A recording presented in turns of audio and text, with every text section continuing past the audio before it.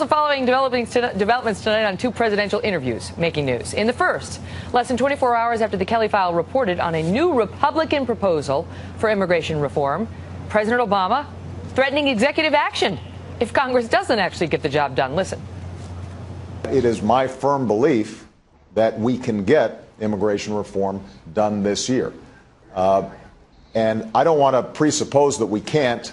Obviously, if at some point we see that it's not getting done, I'm going to look at all options to make sure that we have a rational, smart system of immigration.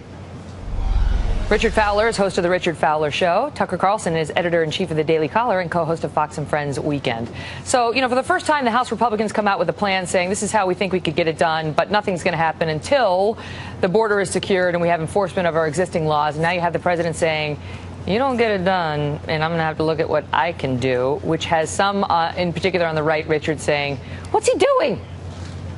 Listen, Megyn, I got to tell you, I don't think the president, and neither does the president, think that it's mutually exclusive between enforcing border security and making sure there's a pathway to citizenship. What the president's saying here is, how long can we wait on John Boehner and the House of Representatives to pass an immigration reform bill? We've waited almost a year, and they've done absolutely, positively nothing. And I think that's what the president's arguing here, and I think he's right to make that argument. Tucker? This is so unbelievably cynical. I would say on both sides. You've got long-term double-digit unemployment, real unemployment, and they want to double the number of unskilled workers who come here legally? That's going to help the Americans who are already here? That's going to help the middle class, the working people the president claims to represent? No. It's going to depress their wages even further. It's going to make it tougher for them to get it. It's indisputably true, actually.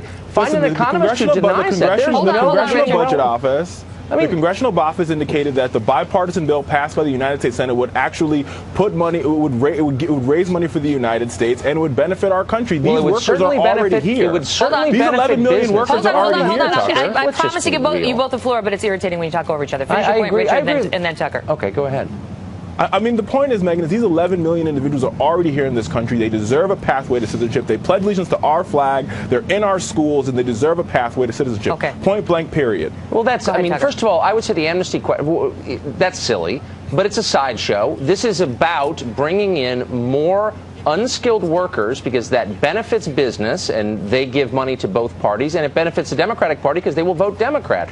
But it shafts the middle class. And there's no credible person who's looked at this and doesn't come to that conclusion. It's an indisputable conclusion. And yet the president claimed, I represent the working people? Really? Are they really for this? I mean, it's ridiculous. Yes, the reason these Republicans are getting behind it to some extent, in part, is because of the Chamber of Commerce. Of course. Is pressing them because these companies like these workers. Exactly. That's exactly right. And Chris Stirewalt laid this out for us the other night, suggesting don't go thinking immigration reform is going to get done anytime soon because the motivations aren't pure, let's say. Their hearts aren't really in it for the stated reasons. Guys, good to see you both. Thanks, Megyn. Thank you, Megyn.